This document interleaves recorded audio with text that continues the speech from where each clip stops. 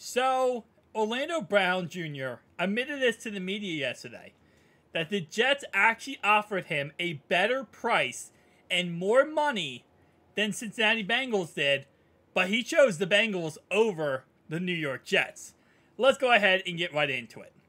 According to the man who turned down the contract, the New York Jets offered former Kansas City Chiefs Super Bowl champion left tackle Orlando Brown Jr. big money in NFL free agency this spring.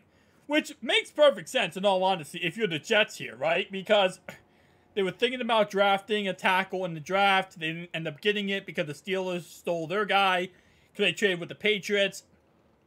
They want to protect their new quarterback, Aaron Rodgers. How do you do that? You go get one of the best tackles in the game, Orlando Brown. Here's what he had to say.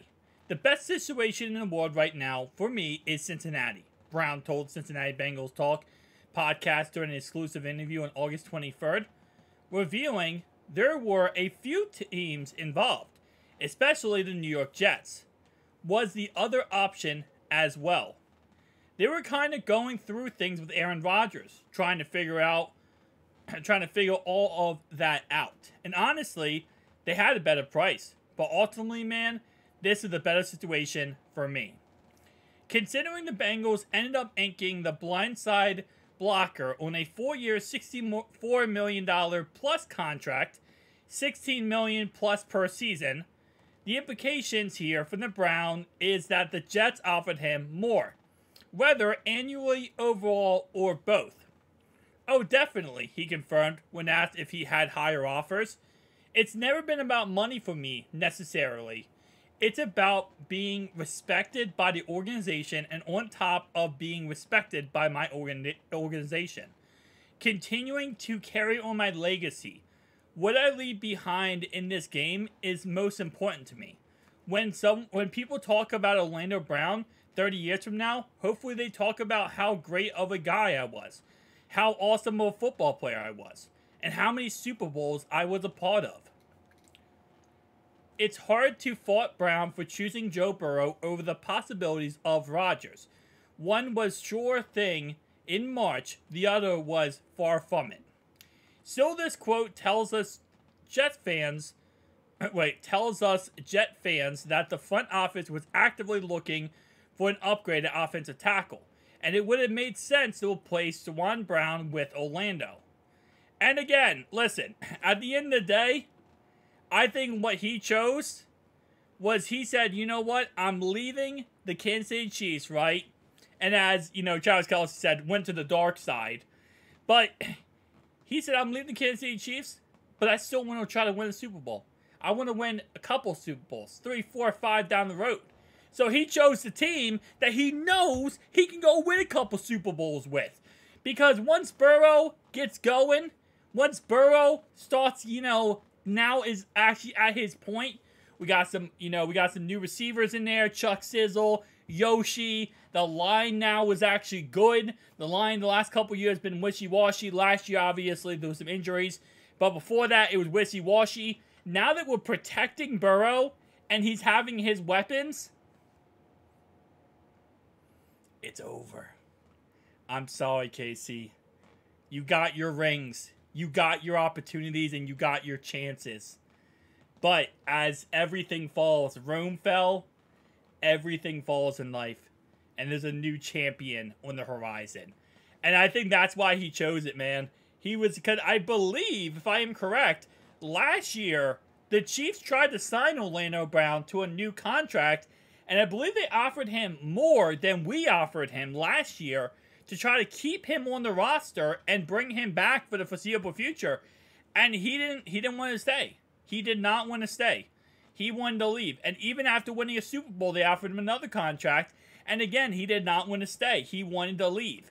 And I'll be honest with you, the situation, like they said before, in March, it wasn't like confirmed that Rodgers was going to the Jets. It was kind of back and forth. It was up in the air. I mean, if you watch Tom Grossi, 1,000% that situation was absolutely awful for Packers fans and Jets fans. So even then, I mean, Orlando Brown, I think he would have still chose us. But that wasn't even confirmed. I mean, like, they could have been with Zach Wilson next year, and he could have been the left tackle for Zach Wilson, right? It wasn't even confirmed that they were going to get A-Rod. But even if they did get A-Rod, I mean, A-Rod, what? He might be good on their team for 1 to 2 years at most, while Joe's going to be good for 15 more years. Like, Joe Burrow, again, in the Super Bowl window, is open his whole entire career. So as long as, you know, Orlando Brown Jr. is our left tackle, he has a chance to go win a Super Bowl. 1,000%. And you look at the Chiefs roster, next year, their roster, they don't have the much salary cap. They're going to be losing some pieces. While we aren't losing anything. We're going to continue to keep a majority of our pieces moving forward down the line. So, it's going to be interesting. Very interesting indeed. But I also wonder who else offered him money. My guess is probably crappy teams. Probably the Cardinals probably offered him like crazy money to go there. And I'm going to guess probably crappy teams. Let me not use these terms and upset people. Nope, we can't say that's a crappy team. The Rams! Maybe the Rams offered him money to go to the Rams or something. I'm thinking about... Can we say Commanders? Can we call Commanders crappy team? I guess we could, technically. Maybe the Commanders didn't do it because they got Trent Richardson. But probably some, like, crappy teams. That's what I'm trying to say. You can use your own imagination on crappy teams, okay? That offered him big money to go and play for them. But nonetheless, though, again, he chose, again, as he says, legacy, and he chose the better situation to go win a Super Bowl with us and not, you know, go to the Jets and pretty much become, oh yeah, you know, the Joe Thomas of Cleveland, right?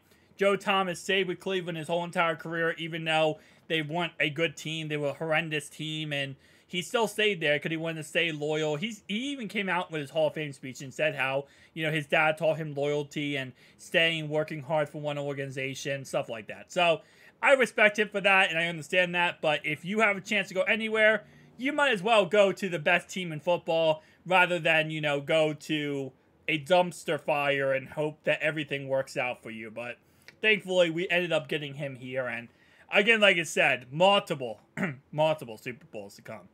I'm just saying, it's going to happen. Get ready. Get set, guys.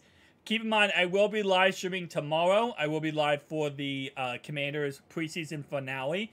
Terrell Basham actually just got cut as I'm making this video, which is kind of crazy. Our first player leaving the Bengals this offseason. I mean, he really didn't do anything this offseason, if we're being honest. He got hurt in the first day of training camp, and there's nothing else he has done. So, with that being said, he's cut. I will be live streaming 30 minutes before the game tomorrow, though. So make sure you stay tuned to the channel, and I'll see you guys in the next one. Peace out.